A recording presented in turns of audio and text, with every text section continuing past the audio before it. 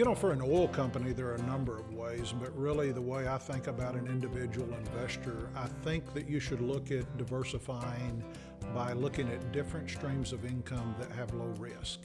And today, I think the best type of investment for the non-technical investor, and by non-technical I mean that you don't have a geology degree, you don't have a petroleum engineering degree.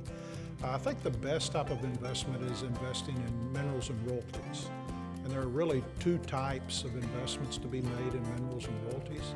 The most common, and certainly the ones that are most listed, focus on buying mineral and royalty packages in wells or fields that are probably generally 5 or 10 years old. And after 5 or 10 years, the production stream has settled down and it's fairly flat and goes on for a long period of time. And you would expect under that to earn a lower but very predictable yield. Our mineral and royalty business is really focused on using the geologists and engineers we have within our oil companies to look within these resource plays that have been developed in the United States where we know that there's oil and gas and we know that it's going to be developed. And we really want to buy these minerals and royalties just a little ahead of the drilling, sometimes as much as 3 years.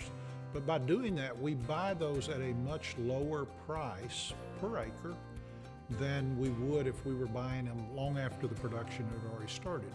By doing that, we think we get a better return. We build a better cash flow stream because we're buying at a lower entry point.